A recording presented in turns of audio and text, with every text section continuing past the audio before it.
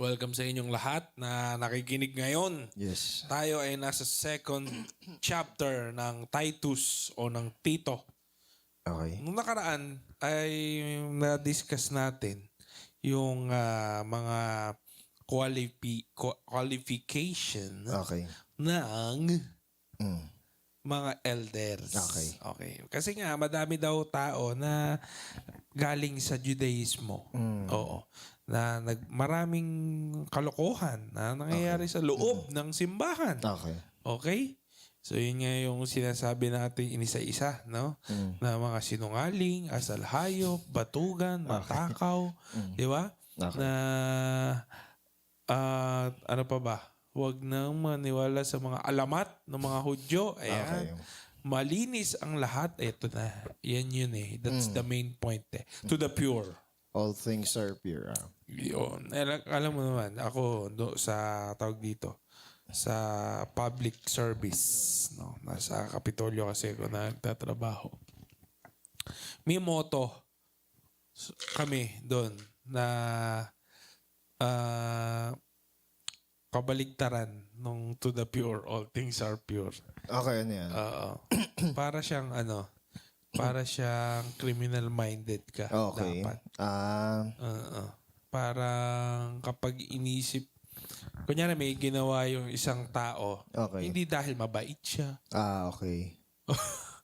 hindi dahil bakit siya, kumbaga sa psychology, parang may Churi X saka Churi Y. Okay. Di ba? May ganon. Nasa Churi X kami. Yung ginagawa ng tao, yung mga bagay na ginagawa niya dahil makasarili siya, dahil Okay. gusto niyang kumita, Okay. hindi dahil sa iyo isang dakilang hangarin. Hindi. Parang gano'n. Kaya siya nagtatrabaho dahil pera lang yan. Okay. Hindi dahil gusto niya makatulong sa kapwa. Hindi. Parang gano'n. Sa amin naman sa academe, it's the opposite. So, niniwala kami na meron tinatawag na in good faith, things are done in good faith and goodwill. Kaso nga lang, habang nagtatagal, yan. So, kumbaga, nagiging maingat ka na. Kumbaga, yung sistema, pinupush ka na maging maingat on how you view things. Ako naman, as a teacher, niniwala ko na, kunwari, yung estudyante, nagsabi siya ng ganon, laging yung unang pagkakataon na gagawin niya yung excuse na yon, maniniwala ako. Pero yung second time around, doon na ako magtataka. Yon.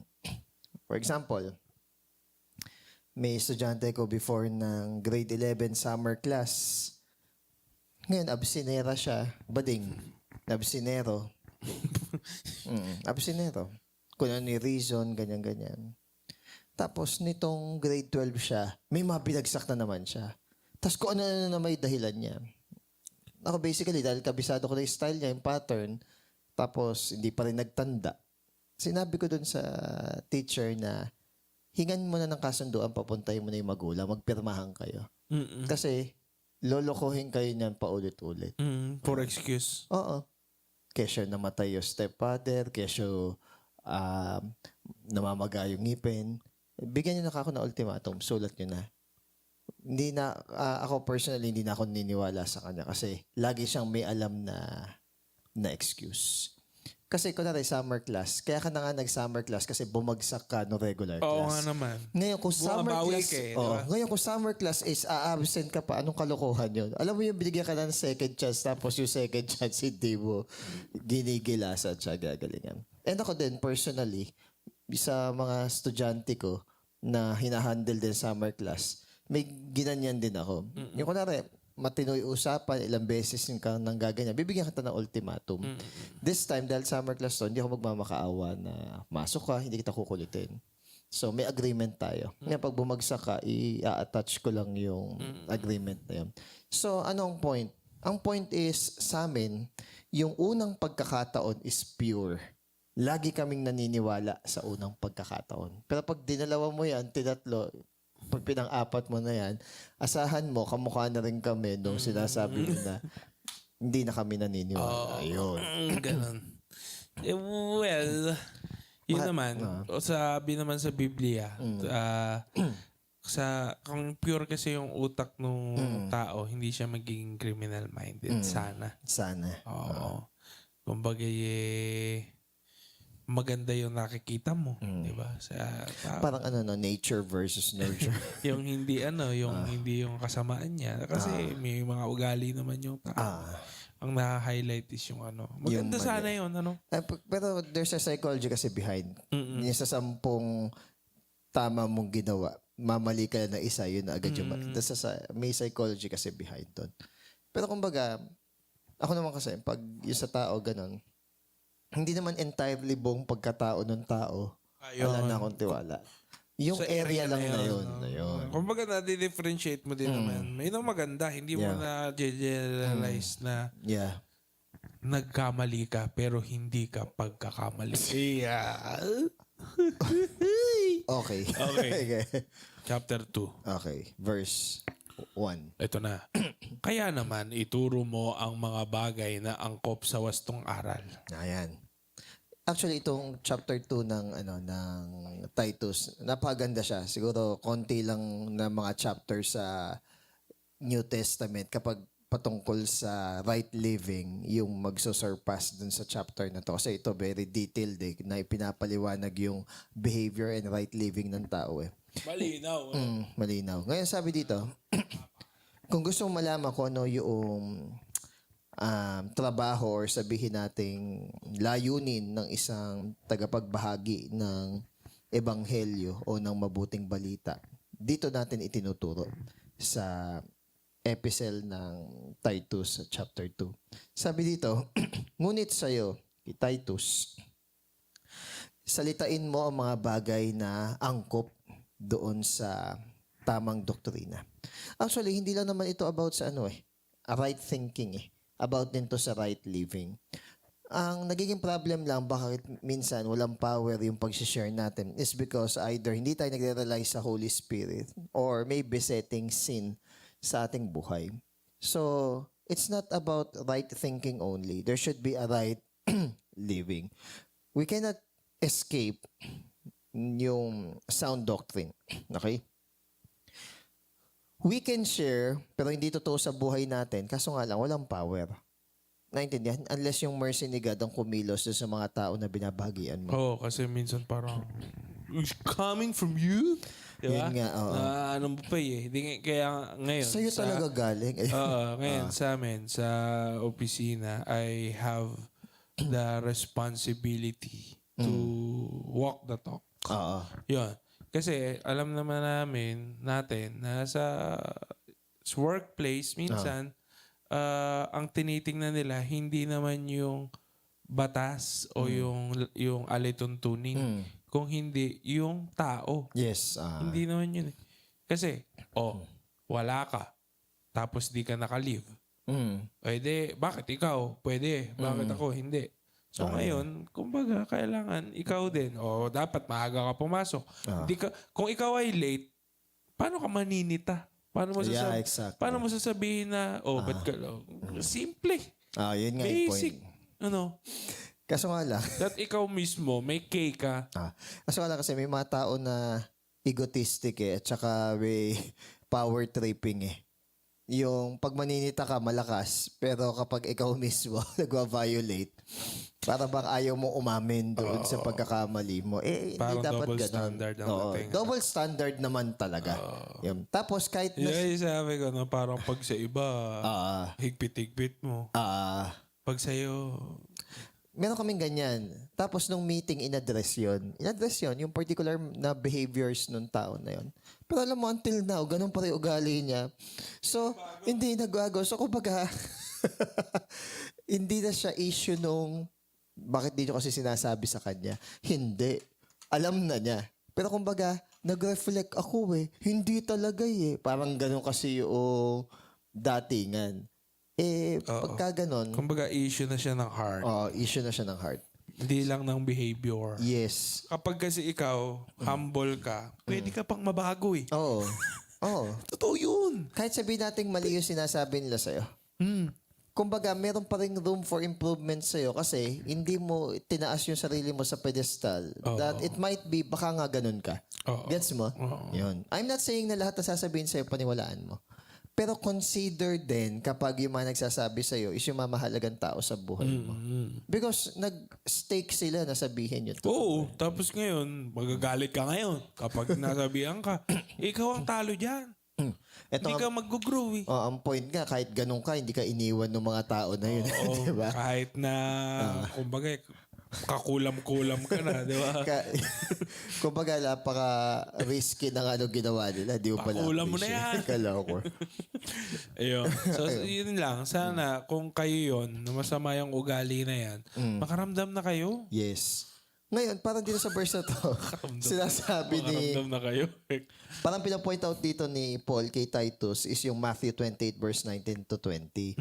Teach them to observe or to obey everything that I have commanded you. So, yung pag-alam ng salita ng Diyos at pagsunod sa salita ng Diyos should be united. Hindi pwedeng alam mo lang, pero wala kang pakialam or ayaw mong sundin. Magiging knowledgeable ka, pero hindi ka obedient. So, ano ang sense nun? Hindi ka nag-benefit kapag ka ganun. Okay, verse 2. Verse 2. Sabi 2. Sabihin mo sa mga nakakatandang lalaki na sila'y maging mapagpigil sa sarili, marangal, makatwiran at matatag sa pananampalataya, sa pag-ibig at pagtitiis. O, yan. So, Ganda ng mga virtue So, kanina, sinasabi is, ikaw muna. Kailangan, buhay sa'yo, okay, Titus, buhay sa'yo yung salita ng Diyos. Buhay sa'yo yung sineshare mo. Totoo sa'yo. Okay?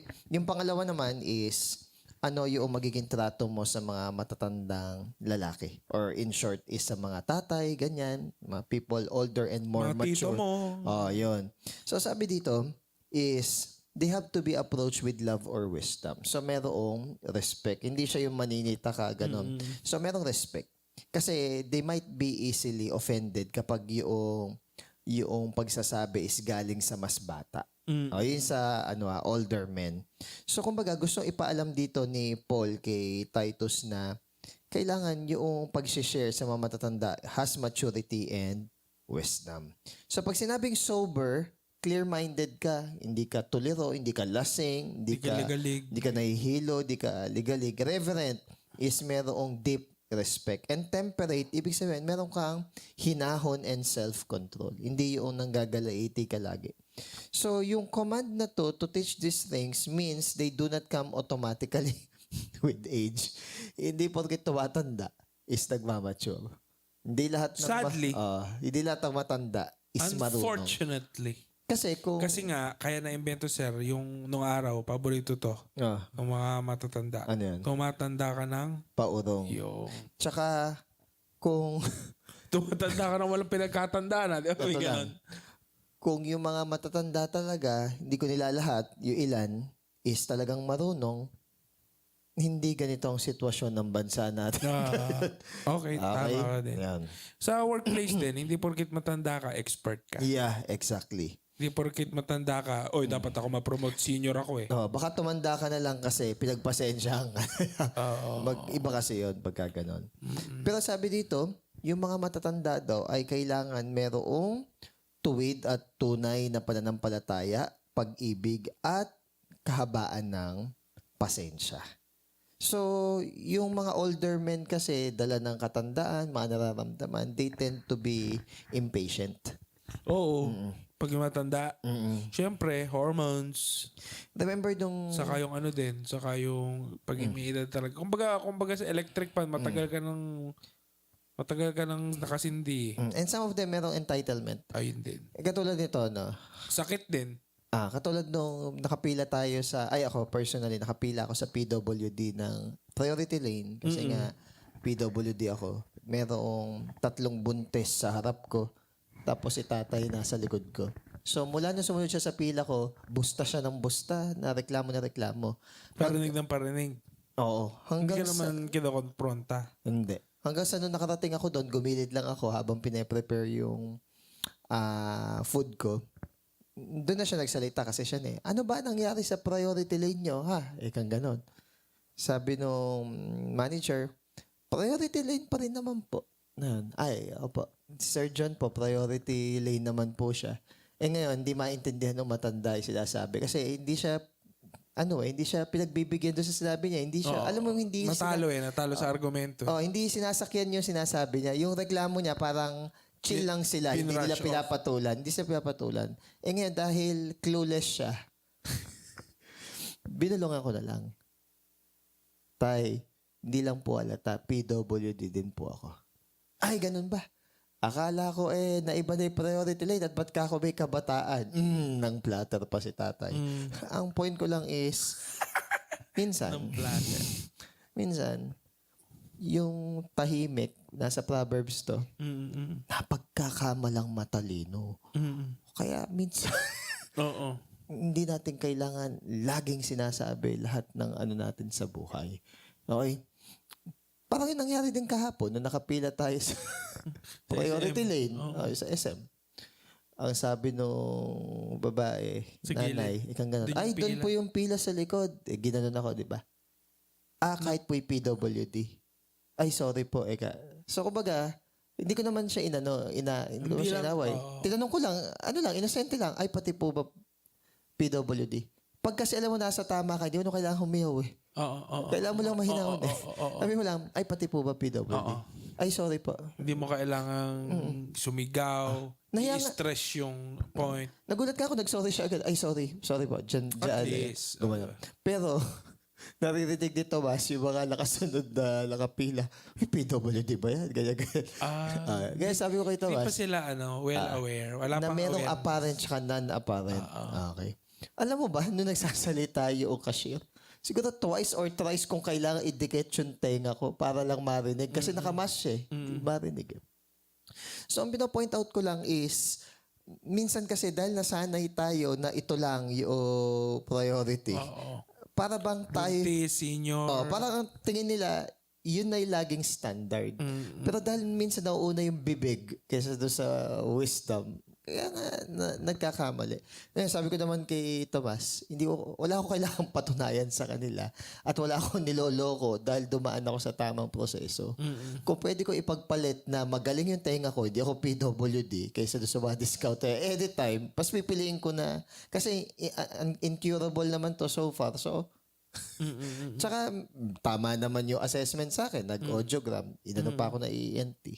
Hindi, akala kasi ng ibang tao, kapag nabigyan ng privilege yung iba, is unfair na sa kanila. Hindi nila alam na dumaan naman tayo sa proseso. So, minsan, ganun din tayo. Kunwari, titignan natin yung older men, ang tingin natin, para bang alam yung mga to nawawala yung respect. Nakakalimutan natin na may mga alam sila because of tagal nila sa mundo and experience. Hindi man sila kasing galing no sabihin natin talagang disciplined na nag-aral, ganyan-ganyan. Meron sila. Na experience. Though I'm not saying na tama lagi yung So, Kung consider mo yun. kaya sinasabi dito ni Paul, yung approach mo dito sa mga older men na Iba. iba. Huwag yung Hindi yung parang trato mo doon sa... di ba nga, kahit ka magka-peers na nga, ito yung nangyari sa Senado, no? Nasigawan. Oo. Hindi mo akong sigawan. Basta parang circus yun na nga sa Senado, masabi ko na lang ang kabalintunaan ng mga... Ewan ko ba. Okay, 3 to 4. Okay. Sabihin mo sa mga nakakatandang Babae naman. Okay, sige. Na sila'y mamuhay ng may kabanalan. Huwag maninirang puri. Okay. At huwag malululong sa alak. Okay. Kung hindi magturo ng mabuti upang maakay nila ang mga kabataang babae na mahalin ang kanilang mga asawa at anak. Okay. So, kanina, sarili. Sunod, matandang lalaki. Ngayon naman, matandang babae. So, ito naman, ganun din yung approach, respectful. And then, nire-remind mo yung mga older women to be reverent. Karoon ng malalim na respeto. Tamang behavior. Hindi mapanirang puri. At saka, manlilibak. hindi lulong sa alak. Bakit naman? Kasi nga, culture ditong era nila, yung pag-inom. Oh. Di ba? Kaya nga, ang tawag dito, hindi pa naman ganun kalinis yung tubig nun eh. Dahil wala pa naman talagang Wine talaga. filtration system na katulad doon sa atin ngayon eh. So, kumbaga, naging social culture na nila yung pag-inom. For medicinal ganun, or health. Oo, iba, medicine. Oh. Ayun. medicine. Pero, kumbaga, turuan mo daw sila ng mabubuting bagay na ituturo din nila kanino? Sa mga batang babae. Hindi yung batang babae na 5 years old, 6 years old. Yung Mga young married women, women ang ginamit na term dito eh. So, ibig sabihin, mga young adult women. Ayun. Mga may asawa na kasi sabi para mahalin daw nila kanilang mga asawa at anak. Ayun. So, kumbaga, Family-oriented. ang ganda nung nung cycle eh. Hindi naman sinabi na yung mga young adult women is bawal makinig kay Titus. Pero dahil lalaki si Titus, parang binigyan niya ng si Titus indirect na warning na kasi nga may temptation doon, lalaki si Titus, babae yon. Pero hanggat maaari, ang dapat nagtuturo sa mga young adult women, hayaan mong yung mga matatandang babae. Meron kasi silang mga mapag-uusapang Yeah, sa na kanila. mas Girl talk. sila mas makakarinig. Pero yan ang maganda. Kasi turuan nyo na mahalin yung sa kanilang mga asawa. Hindi yung, di ba, ang uso kasi ngayon, pag nag-away ang mag-asawa, sumbong dito sa gano'n, kampihan niya. Kampihan niya kapag ganyan. Yes, yung mga iba, may nagpapayo pa na maghiwalayan. Di ba? Hindi naman sa sinasabi na walang innate na pagmamahal ang asawang babae sa asawang lalaki and vice versa. Hindi man sinasabing walang natural na kaalaman at saka ability na mahalin ng asawang babae, asawa ng lalaki. Ang pinapoint out lang dito is may mga virtue pa rin na kailangan mo talagang ituro. Pasensya na sa mga nakikinig, pero hindi po biblical na a happy wife is Happy life. Hindi po ganun. Yun yung yun yung nakakainis minsan sa Christian community pa nga na laging para bang ginagawang dogma or doctrine yung ganun. That is not doctrinal. Siguro mas tama pang term is a happy spouse. Yun. House. Happy house. Kumbaga, regardless kung yung babae o yung lalaki, you seek the goodness of each other. Meron pa, 'di ba? Ang pera ang pera niya, pera ko. Tapos ang pera ko, pera ko lang. 'Di ba may mga ganon? 'Di ba parang joke 'yun, nagtatawanan? Oo. Baliktarin natin. Lalaki naman gumanon. Lalaki Diba, magsabi iba yung dating, ano? Oo. Pero sa akin, magiging honest ako, pag kasi mga ganun na biro-biroan lang, tapos lumabas sa bibig mo, ibig sabihin nun, out of the abundance, kahit sabihin natin prank lang or joke lang, ako niniwala pa rin ako na pag lumabas sa bibig mo, may element of truth yun. Sa akin, yung mga linyahang ganun na happy wife, happy life, tapos yung pag pera niya, pera ko. Pera ko din. Para sa akin, that's a disgusting na... Sorry Oo. Sa akin, disgusting yung ganun linya. Kahit joke pa siya. Kasi, kumbaga, kahit sabihin natin, hindi, joke lang yun. Hindi. Na-conceive ng isip mo, lumabas sa bibig mo. So, there's a possibility gawin mo nga yun. Tapos, i-shake off mo yan as a joke. Ngayon, kunwari, merong ibang tao na makakarinig nun, tapos hindi naman malalim sa mga ganong bagay, kahit sabihin natin joke lang yon. Remember na may mga ganon, pwedeng seryosohin ng iba. Kaya responsibilidad mo. Parang nagutan. Yeah. Kaya nga kunwari mga ganitong podcast or mga ganitong segment may nag-share. Tapos, a well-meaning Christian sasabihin yung mga ganong line. Tapos, ikaw naman na bago ka pa lang sa Christian life, titake mo yon as a word of God kahit hindi naman. Siyempre, amen ng mga babaeng siyempre, pakabig sa ano mo yan eh. Kahit nga yung gender and development na secular, kapag ninarrow down mo dyan sa ano ba talaga, sasagasaan. Gugulo no? Gugulo. Sasagasaan din eh. So, kumbaga, Di ba yung kanina yung sa Proverbs, di ba? Yung ginawang accountable din yung babae. yeah. Sinabing sinabing immoral women. Oh. Oo. Pero hindi sinasabi dito na lahat ng women is immoral. Kumbaga, May din, kumbaga accountable din yung babae. yeah. Hindi laging victim lang. Yeah. Kasi dito sa era nila, ang kadalasan na prostitute kasi at saka yung merong immoral act sa culture sa culture nila is babae. Pero hindi natin tinatanggal na yung lalaki is capable then of doing the same. Ang pinapoint out lang natin is nag-i-speak yung word ni God according hindi lang sa kung ano yung common sa Christian na malaman, nagsasalita din siya doon sa culture ng time na yun. Yun naman pala, culture ng time na yun. That means, is it cultural? Not necessarily. Maraming mga word ni God na until now, rings a bell and is truthful. Katulad na, uso yung prostitution sa Freedom Park lang, di ba? May mga kung ano-ano. So, kumbaga, yung matandang babae magturo sa mga younger women. Yun. Kasi, Ganun sana. yung younger women, pansinin mo naman kahit sa mga magjojowa, okay? Na para bang minsan ang dominante pa yung babae. Okay? Again, I'm just speaking dun sa mga Kilala mo sa circle mo. yan. Pagka ganun, konting balance din. Meron sinabi si Zach Punen na masakit. Okay. Pero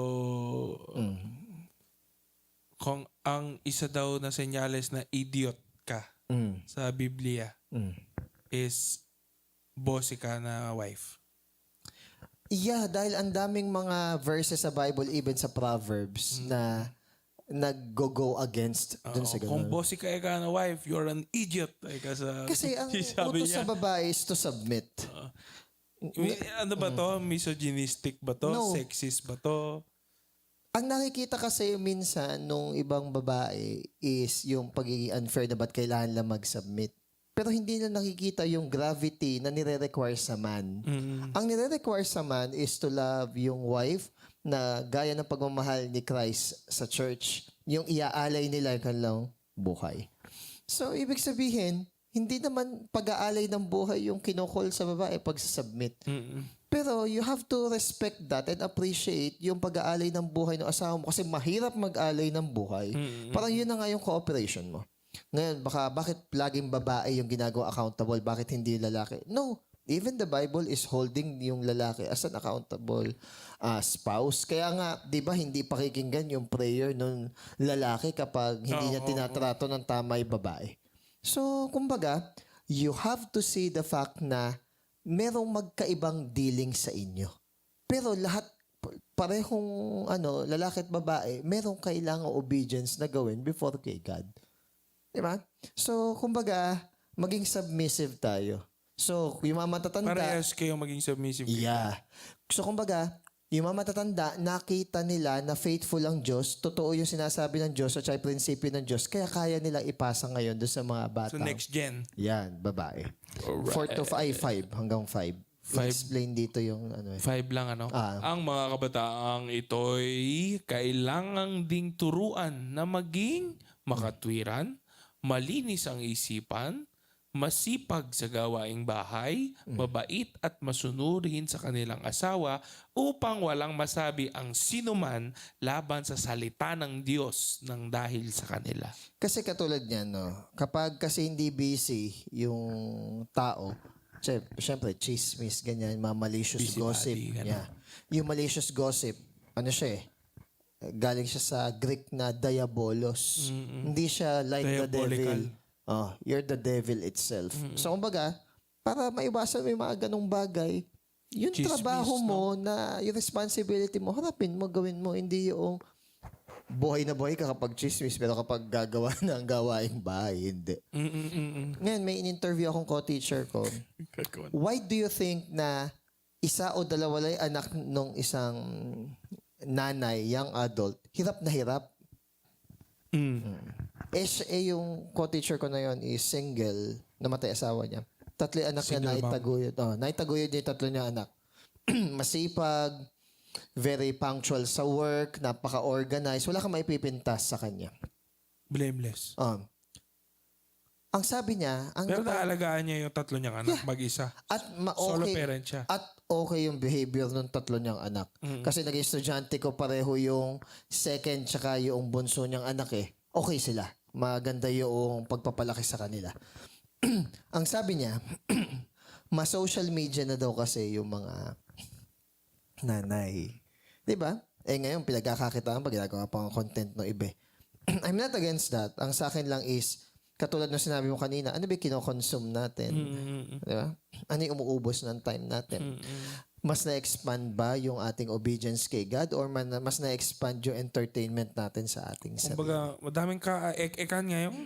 Totoo. No. Yun talaga, kadaming mga studies na kino-quote na maek-ek lang. Totoo naman. Yung iba, pinapahaba lang talaga yung reels para mag-monetize. Totoo. No. Hindi ba dami lang ka-ekan ng mga minsan? Marami naman talaga. Kesyo, Hindi naman na dapat issue. Kesyo hindi matutukan, kesyo. Hindi, tamad nga lang daw. Parang ganun indirectly sinasabi nung co-teacher ko na dahil nga ma-social media, konting kibot, maramang papagod na, ganun. Pero yung mga tao na hindi sa social media, nakakapag, sila, kumbaga nakikita nila na ganun talaga. May focus sila, no? Hindi sila brain rot. Yeah. Sabi nila, pag natulog na yung maanak niya, ayun, doon na daw niya talaga gagawin. Papaspasan niya yung mga gawaing bahay. Kasi doon siya mas nakakagawa pag tulog yung mga anak niya. Sinasadya kasi. Sinasadya.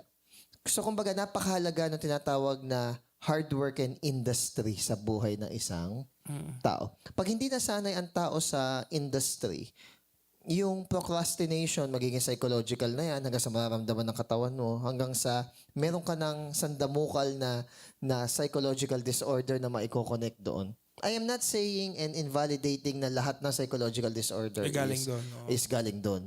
I'm Pero just may saying chance. na may pagkakataon na ganun yung mangyari. Pero hindi rin maganda nga na na-spoil ka, hindi ka nasanay, di ba? Yung take for granted mo ka yung mga bagay. Yes, Hindi mo exactly. napahalagahan. Hindi ka sanay magtrabaho. Ayun Paano na. yan? Pag hindi sanay magtrabaho, paano yun? Patay. Ano yun, mandedemanda ka na lang, sabihin mo, hindi mabuti asawa na asawa. Oo, spoiled brat. No? Katulad nun, namatay asawa. Paano sisisihin? Kaya sabi dito, be discreet, chaste, and homemaker. Kaya mind your own business. Yung hindi ka na maganda o gaga sa mo sa bahay, nagawa mo pa may pagchismisan, di ba? Hindi. Yung tao kasi mas, kaysa ayusin ang sariling bahay o buhay, mas gusto nilang siraan yung ibang buhay. Kasi nagkakaroon sila ng false sense ng Superiority. dahil indirectly sinasabi nila, hindi ako ganun. Oo. Yun. Hindi dapat ganun. Okay, next. Sa binababa nila yung kapwa nila. Sa tingin nila, Maangat sila. Hindi naman kasi sila ang standard. Yung salita pa rin ng Diyos ang standard sa kanila. Okay, verse 6. 6. Turuan mo rin ang mga kabataang lalaki Diba? na maging mapagpigil sa sarili. Ang lalaki, majority is kinreate na mataas ang kanilang urge, libido. Pero Sexual urge. pero hindi lang sa energy. sexual. Hindi lang sa Energy. sexual, sa passion, sa drive, gusto. Mapusok ba? So, kaya kailangan nila ng self-control. Okay? So, kumbaga, itinuturo kasi yun. Ngayon, saan natututunan yun? Sa pamamagitan ng sa bata pa lang, tinetrain na. Ngayon, kung sa tingin nyo, ay bata pa kasi, if lagi mong palusot yung, bata pa kasi. Remember, the Bible is also saying that train up a child in the way he should go, so that when he grows up, he will not depart from it. And nung nag-research ako kung ano ang Christian ideal age na simulan mo talagang disiplinahin yung bata, as early as 3 years old. Yung kapag mali na yung ginagawa. Yung kinukwento ko sa'yo, bigla na lang namamalo, tapos hindi mo tinuturoan na maging accountable or mag-sorry tas ang idadahilan mo. Hindi, bata kasi hindi mo kasi naiintindihan, ganyan-ganyan. I think sapat na yung mga statistics na katulad ng ganon, na mga survey, studies na as early as 3 is Pwede mo na sawayin. Yeah, at saka dapat tinuturoan mo na. Actually, yung pagiging unruly ng bata can sometimes be traced doon sa lack of discipline ng mga magulang. I'm sorry. Okay, minsan. Di ba kunwari magulo yung bata? Sino pa magulang mo? Di ba No, ganyan yung bata, yung tayo, ganun. tinatanong. Though I am not saying na kapag Solely. na kapag pasaway yung bata, yung magulang pabaya. Hindi naman. May mga ginawa naman ng magulang yung tama. Kaya nga lang, yung bata talaga is for whatever reason, for his own autonomy, is ginawa pa rin yung mali. Walang blame yung magulang doon. Oo, kumbaga, ginawa mo naman lahat pala eh. Oh. Pero kunwari, nakikita na ibang mga tao na talaga namang may pagkukulang ka or you lack the discipline to your children, hindi mo pwedeng sabihin na saan ako nagkulang. Nagkulang ka talaga. Kaya, kunwari, dahil may mga magulang na hindi tinrain yung mga anak na mag-sorry, magpasalamat, at saka magpaalam, would you believe na grade 11 na yung hinahandle ko na estudyante? Very cringe and awkward, pero tinuturo ko pa rin kung paano mag-sorry, magpasalamat, at saka magpaalam. Because, Tumanda ng gano'n. yeah, tumanda sila ng ganun, and some of them, they don't know how to apply it. Kaya nga, kunwari, may... Nakahaba namang hahabulin. May mga ilang akong student na, kunwari may pagkukulang sila, they would rather choose na hindi na lang kumibo, hindi ka usapin yung particular na tao na yon Silent treatment. at all, kesa mag-sorry. You see the ego and pride minsan ng tao, and the shame. Nang Kahit ghost na lang. sabihin nating hiya, sa sobrang hiya, hindi makausap yung tao. Anong personal development yung natutunan mo if you cannot be held accountable sa mga bagay na yon? And I always remind them na ang pagsusuri, pagpapasalamat at saka papaalam, hindi ka bawasan ng pagkatao. Sa atin kasi para bang, pag ginawa mo yun, isipin niya, tama. Tama siya. Hindi Ego, gano'n. Ego pa rin ang pinapairal. Visit. Okay, 7 and 8. Ano ba yan? Ayos ka mo kayo. Ha? Okay, 7 and 8. Sa lahat ng paraan, maging halimbawa ka ng mabuting ugali at maging tapat ka at kagalang-galang sa iyong pagtuturo. Nararapat na pananalita ang lagi mong gamitin upang hindi mapintasan ni naman ang mga sinasabi mo. Sa gayon, mapapahiya ang mga kalaban. Sapagkat wala silang masasabing masama laban sa atin. Simplihan lang natin. Hindi kasi seryosohin ng mga tao na sinasabihan mo, pinapaalahanan mo, at sinisita mo kung ikaw din mismo wala kang integrity. Violator ka Yeah. na. Ayun. So kumbaga, kung nakikita nila na ikaw din mismo, hindi ka nagwo-walk doon sa Walang power. sineshare mo, walang power yung sinasabi mo. Kaya nga kunwari, ayoko nag-uniform Ayoko nag-ID, sa totoo lang, init. Pero kunwari, dahil nga part ako ng DepEd, tas estudyante yan, I have to be a role model. Ma-appreciate mo din naman, syempre, pag naka-uniform ka, madaling ma-identify yung authority, madaling ma-identify saang school ka, madaling ma-identify. Yung kung mas madali kang ma-identify pagka ganun. Ngayon, pag alam yung identity mo, mapoprotektahan ka. Why? Nare-recognize nila na part ka ng school kung yung damit mo kung ano-ano lang, tapos wala kang ID, tapos nagkaroon ng gulo, paano ka ipagtatanggol? Baka isipin outsider ka. So, ibig sabihin, make sure na, actually, hindi lang walk you run the talk. Yung gusto kumbaga, na solid sa'yo, na yun yung, solid sa'yo, na bago mo i-share yung sineshare mo sa ibang tao, totoo muna, hindi lang sa buhay mo, kundi ikaw mismo sa isip mo, very convinced ka na beneficial yung natutunan mo na yun. Kasi kung ikaw hindi ka solve or solid doon sa sineshare mo, ba't Hypocrisy sineshare yun. mo? Yeah. 9 and 10. Okay, gets. Turuan mo ang mga alipin na maging masunurin at kalugod-lugod sa kanilang mga amo. Hindi nila dapat sagot-sagutin ng mga ito. Ganda nun Ni kupitan man. Dapat silang maging tapat sa lahat ng pagkakataon upang maipakita nila sa lahat nilang ginagawa ang kagandahan ng katuruan ng Diyos na ating tagapagligtas. So kumbaga, parang meron kasing silang culture na yung mga servant na yan dahil pinahihirapan yan, tapos bla bla bla, ganyan-ganyan, nang uumit. Nagnanakaw ng paunti-unti, nagpipilfer. Dapat lang yan kasi, di ba? Oo. Grabe Kasi- pa nga yung ginawa nila Kasi hindi rin naman nila tinatrato ng maganda. Minsan, dahil tinuturing sila minsan na ari-arian eh. Ngayon, I don't think na si Paul is kinokondone niya or ina-approve niya yung slavery. I don't think. Even si Jesus, I don't think na ina-approve niya yung slavery. Pero gumawa siya ng paraan na kung saan yung slave at saka yung master nasa isang church. Tapos hindi niya pwedeng tratuhin na parang mataas siya. Traditionally slave. Yeah. So kumbaga, Nasira yung system. na-weaken yung system because pagdating sa loob ng church, equal sila. Hindi pwede na, oy, gawin mo nga ito. Hindi ganun. Kasi from slave to master, naging magkapatid sila sa loob ng iglesia. Isa lang kasi So kumbaga, hindi na-abolish yung slavery outside na para bang may batas, ganyan-ganyan. inside. Nag-start muna siya inside na hindi na slave yung tingin ng master sa kanyang servant at hindi na master Yun lang ang kaibahan. tingin. Oh, yun. Ng gospel sa social action. Yeah. At yun ang pinagkaiba ng humanism sa totoong Christianity. Ano yung sabi ni Jesus? Yung parang lebadura, di ba? O yung yeast. Kaso nga lang yung yeast kasi lagi siya na ihahalin tulad sa corruption kasi tsaka sa hypocrisy. Pero ang point lang nun is hindi ina-approve or sabi natin ine-encourage ni Paul at ni Jesus yung slavery. So ito naman, sa in present time, sa working, Yeah. sa corporate. Oo.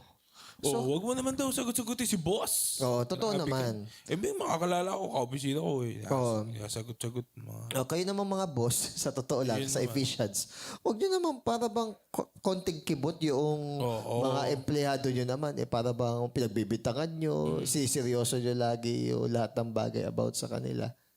Ang masama nga niyan, kung Christian ka, I am expecting you to obey yung word ni God. Yeah. Siguro kung di ka Christian, I can understand Yeah. bakit ganyan ka Ganyan, makitungo. yes. Pero kung kung ikaw Christian- kino-confess mo na Christian ka, tapos, hindi, tama lang yan na, ayun. Ayun. Doon na nagkakaroon ng problem. Parang, yun nga eh. Ah.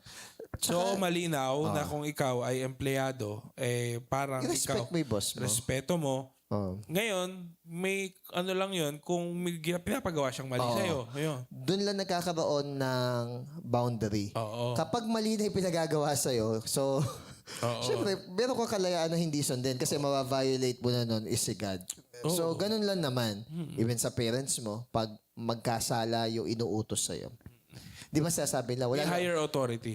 di ba sasabi nila, wala ba siguro magulang na naghahangad ng Kasamaan. hindi maganda o kasama. Meron din. Ang sabi ko na, syempre maganda sabihin na wala, pero hindi. Meron ding mga magulang na Oo, meron din. makasarili.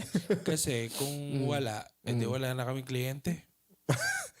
Di ba? Ang dami naming kliyente na... Wala lang social work din. Oo, madaming magulang ang hindi alam magpalaki.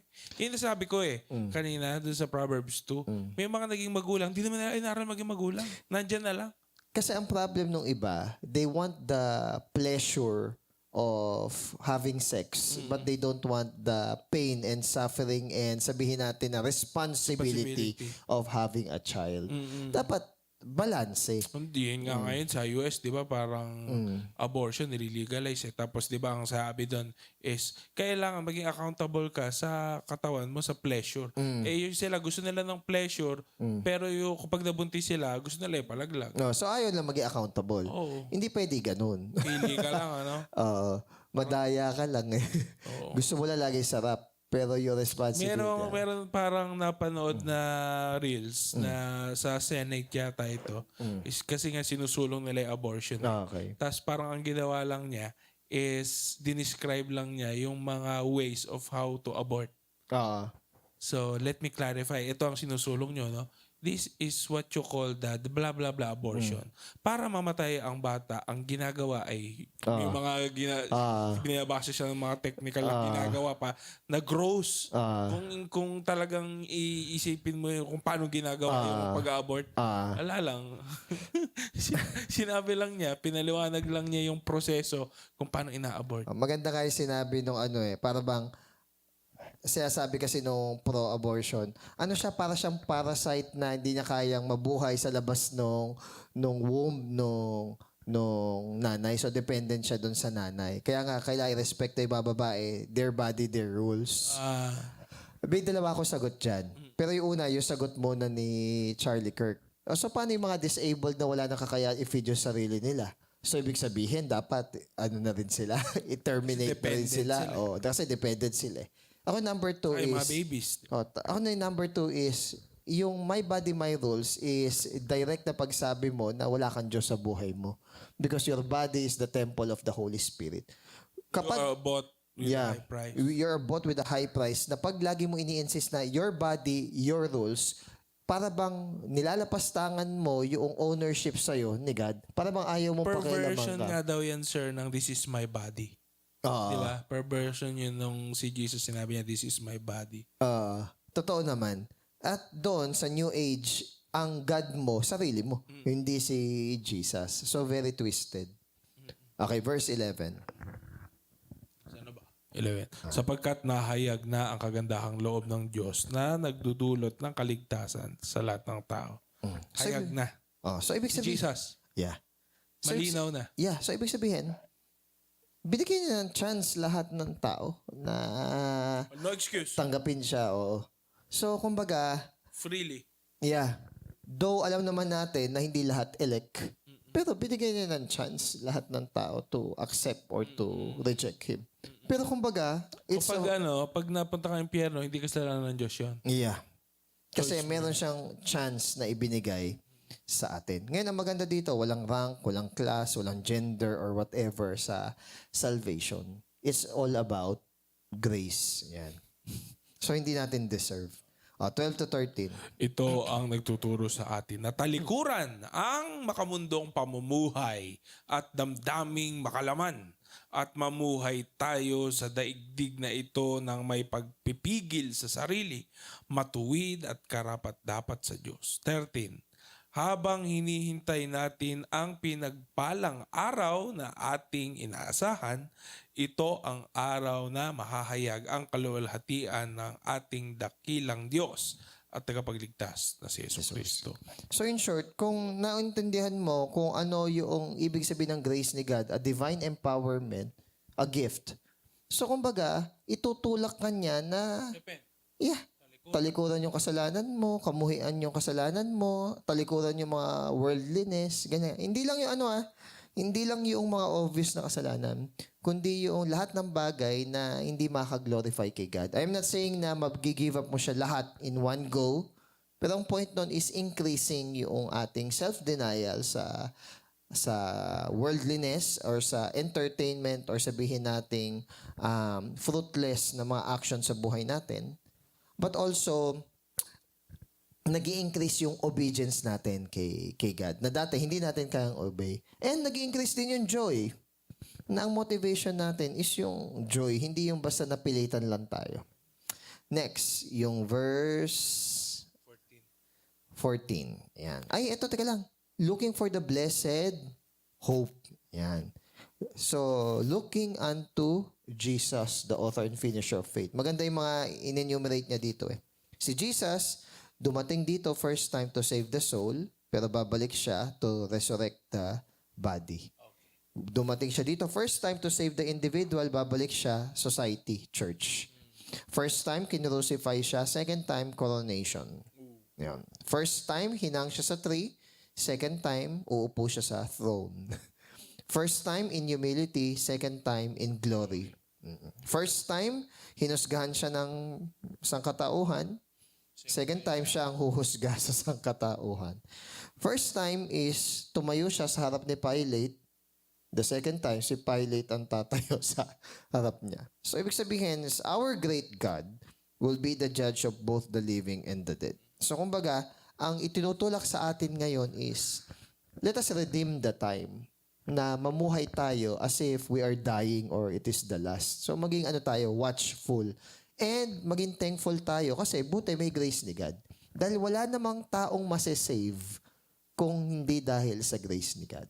So we should be thankful. Verse 14, dalawa na lang. na naghandog ng kanyang sarili upang palayain tayo sa lahat ng kasamaan at linisin tayo upang maging kanyang sariling bayan na masigasig sa paggawa ng mabuti. Yun. O hindi mo nga rules, hindi mo nga body. Pero kumbaga, dahil dun sa kabutihan ng Diyos or kagandahan loob ng Diyos, tinanggal niya yung power ng kasalanan. Okay? So sabi dito, Sting. yung crucifixion ni Christ or yung kanyang death, hindi lang para mapatawad tayo at ma-justify sa ating mga nagawang pagkakasala. Ang sabi dito, it's also to sanctify us and i-deliver tayo sa lahat pa ng natitirang pagkakasala sa ating buhay. Yun. Pero kumbaga, kung gano'n tayo kaseryoso na i-obey si God at maluwalhati siya, ganun din yung kabanalan na makikita ng ibang tao sa ating buhay dahil kay Christ. Yun. And also, mas sumisipag tayo sa good works. Hindi tayo nagiging tamad. Yun Hindi naman. tayo mapag-excuse. Oo. Yun. Palusot. Siyempre, minsan may na-offend ako kapag minsan kasi ang zeal ko kasi para bang Tumatapon yung zeal mo. ay parang yung zeal ko na alam mong pwede mong ibigay kay God yung para sa kanya. At Pero alam mo, pinili mo to. ang alam pero sarili mo ito yung ginawa mo. So minsan paano ba? Minsan nire-risk ko na sabihin yun, ma-offend ka kasi sa totoo lang, sablay naman kasi talaga. Kahit sabihin na, hindi, nanay ko yun hindi, tatay ko yun hindi, asawa ko yun Tapos malalaman ko na, pumayag naman pala yung magulang, pumayag naman pala yung asawa, pumayag naman pala yung anak. So, yung sabihin, nilaglag ka ng sarili mong salita na, hindi, pagbigyan nyo naman ako. So, it's a compromise. Yun. So, ang sa akin lang, maging careful tayo na yung supposedly good gift or blessing ni God sa ating buhay is hindi yun ang maghihinder sa atin para mag-obey tayo ng word ni God. Yan. Last one, verse 15. Pahayag mo ang lahat ng ito at gamitin mo ang iyong buong kapangyarihan sa pagpapalakas ng loob at pagsaway sa iyong mga tagapakinig. Huwag mong hayaang hamakin kanino man. Kaya mahalaga na totoo muna sa buhay mo yung Stand your sinishare ground. mo. O, yun. Stand your ground. Kasi kapag nang correct ka, tapos hindi totoo sa buhay mo, sabihin na nila, ikaw nga So, i-despise ka ng mga tao. Tapos, Oo. pero kung blameless ka, Pero kunwari, totoo sa buhay mo, tapos nakita nila yung point mo, maintindihan nila. Ma-offend man sila, pero maintindihan nila na, sa bagay, totoo walang naman. iba to. Wala silang maiba to against. Ayun lang. So, Parang magiging masama pa sila kapag yeah. So, kumbaga, yun lang, parang na-reverse yung sabi mo nga. Parang ang nangyari, sila pa yung naging masama kapag binato ka nila, wala naman dapat. Kaso nga lang, magaling kasi yung tao na maghanap ng idudumi ng ibang tao. Minsan napaka-superficial Pero ang mahalaga is ikaw sa sarili mo, sa known knowledge mo kay God, ino-obey mo siya. Yeah. So, mahirap maging evangelist. Kasi greater is the judgment of those who teach the word of God. Konsensya mo, kalaban mo, di ba? Mako-condemn ka rin na ibang tao na hindi fully alam yung word ni God. So, tatagan mo. Parang yung sinasabi kay Titus. Unahin mo yung buhay mo bago mo tulungan yung buhay na ibang tao. Ayun lang. bye guys. Uzo.